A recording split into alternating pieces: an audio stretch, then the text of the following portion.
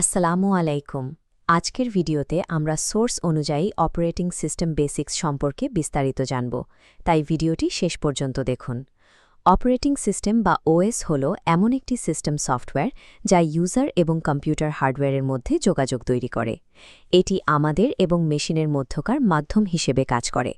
এটি সরাসরি CPU, memory, file এবং ডিভাইস নিয়ন্ত্রণ করে।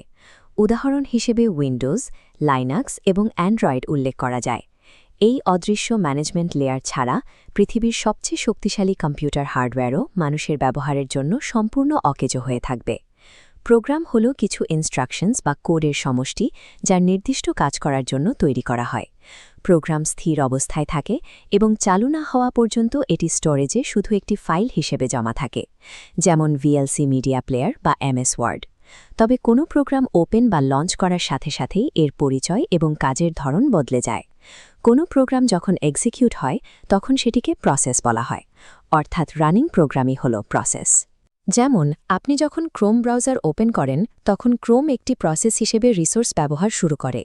সিস্টেমে ল্যাগ বা ক্র্যাশ সাধারণত তখনই দেখা দেয় যখন অনেকগুলো প্রসেস একই সময়ে হার্ডওয়্যারের লিমিটেড রিসোর্স পাওয়ার জন্য প্রতিযোগিতা শুরু করে। একটি প্রসেসকে কাজ শেষ করার জন্য নির্দিষ্ট কিছু ধাপ বা স্টেট পার করতে হয়। প্রথমে এটি নিউ স্টেটে তৈরি হয়, এরপর রেডি স্টেটে এসে সিরিয়ালের জন্য অপেক্ষা করে এবং অবশেষে সিপিইউ পেলে রানিং স্টেটে কাজ শুরু করে। কাজ চলাকালীন যদি কোনো ফাইল লোড করা বা ইউজারের ইনপুটের প্রয়োজন হয় তখন প্রসেসটি সাময়িকভাবে ওয়েটিং স্টেটে চলে যায়। এখন বলুন তো, কাঙ্ক্ষিত ইনপুট পাওয়ার পর প্রসেসটি সরাসরি কোথায় ফিরে যাবে? ইনপুট পাওয়ার পর প্রসেসটি সরাসরি রান না করে আবারও রেডি স্টেটের সিরিয়ালে ফিরে আসে। এরপর কাজ সফলভাবে শেষ হলে এটি টার্মিনেটেড স্টেটে পৌঁছায়। প্রসেসের এই সুশৃঙ্খল ধাপগুলো নিশ্চিত করে যে প্রতিটি কাজ যেন প্রসেসরের সময়টুকু ফেয়ারলি ভাগ করে নিতে পারে, যা মূলত কম্পিউটার হ্যাং হওয়া রোধ করে। প্রসেসের চেয়েও ক্ষুদ্রতর অংশকে বলা হয় চেন্ড। এটি মূলত একটি প্রসেসের ভিতরে থাকা সবচেয়ে ছোট এক্সিকিউশন ইউনিট। একটি সিঙ্গল প্রসেসের ভিতরে একাধিক থ্রেড একই সাথে কাজ করতে পারে, যা একটি প্রোগ্রামকে ইন্টারনাল মাল্টিটাস্কিংয়ে সাহায্য করে। যেমন ক্রোম ব্রাউজারের একটি থ্রেড ভিডিও প্লে করে, অন্যটি ফাইল ডাউনলোড করে এবং আরেকটি থ্রেড ওয়েবে পেজ লোড হতে সাহায্য করে। মূলত থ্রেডের এই প্যারালাল কাজের ক্ষমতার কারণেই আধুনিক অ্যাপ্লিকেশনগুলো অনেক দ্রুত এবং কার্যকরভাবে ভারী কাজগুলো সম্পন্ন করতে পারে। প্রোগ্রাম এবং প্রসেসকে সহজে বুঝতে আমরা একটি রান্নার উদাহরণ দেখতে পারি। এখানে প্রোগ্রাম হলো একটি রেসিপি বুক আর প্রসেস হলো সেই রেসিপি অনুযায়ী বাস্তবে রান্না করার কাজ। আবার প্রসেস এবং থ্রেডের পার্থক্য হল প্রতিটি প্রসেস আলাদা মেমোরিতে কাজ করে, কিন্তু একই প্রসেসের থ্রেডগুলো একটি কমন মেমোরি শেয়ার করে। এর ফলে থ্রেডগুলো অনেক দ্রুত রিসোর্স ব্যবহার করতে পারে। অপারেটিং সিস্টেমের এই বেসিক আর্কিটেকচার বোঝা একজন কম্পিউটার ইউজারের জন্য অত্যন্ত গুরুত্বপূর্ণ, কারণ এভাবে আমাদের ডিজিটাল মেশিনগুলো চিন্তা করে। আজকের ভিডিওতে আমরা সোর্স অনুযায়ী সব টপিক আলোচনা করেছি। ভিডিওটি ভালো লাগলে লাইক, কমেন্ট এবং শেয়ার করতে ভুলবেন না। আল্লাহ হাফেজ। আসসালামু আলাইকুম।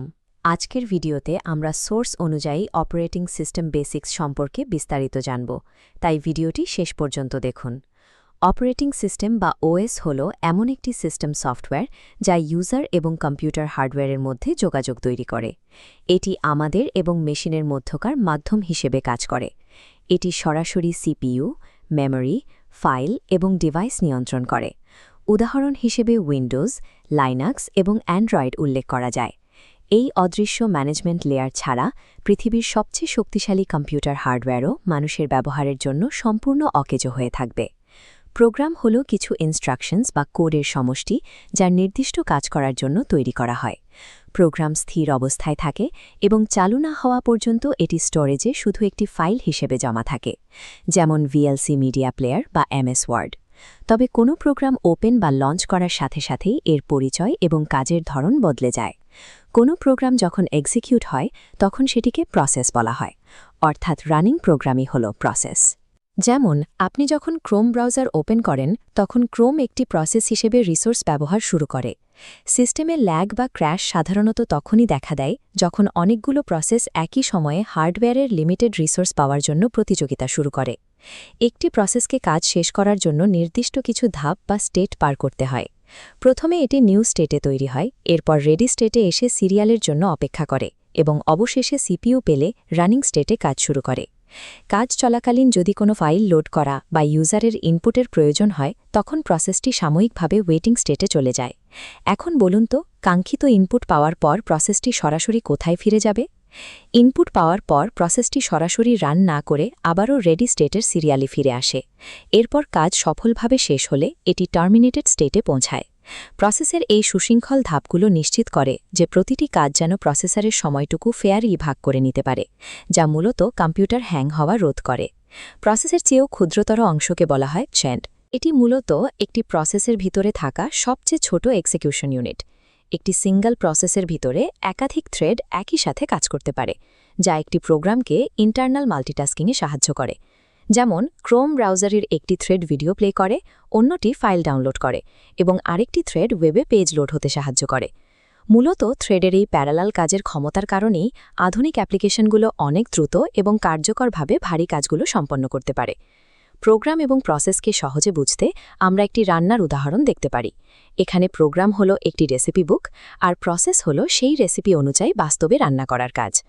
আবার প্রসেস এবং থ্রেডের পার্থক্য হল প্রতিটি প্রসেস আলাদা মেমোরিতে কাজ করে, কিন্তু একই প্রসেসের থ্রেডগুলো একটি কমন মেমোরি শেয়ার করে। এর ফলে থ্রেডগুলো অনেক দ্রুত রিসোর্স ব্যবহার করতে পারে। অপারেটিং সিস্টেমের এই বেসিক আর্কিটেকচার বোঝা একজন কম্পিউটার ইউজারের জন্য অত্যন্ত গুরুত্বপূর্ণ, কারণ এভাবে আমাদের ডিজিটাল মেশিনগুলো চিন্তা করে। আজকের ভিডিওতে আমরা সোর্স অনুযায়ী সব টপিক আলোচনা করেছি। ভিডিওটি ভালো লাগলে লাইক, কমেন্ট এবং শেয়ার করতে ভুলবেন না। আল্লাহ হাফেজ।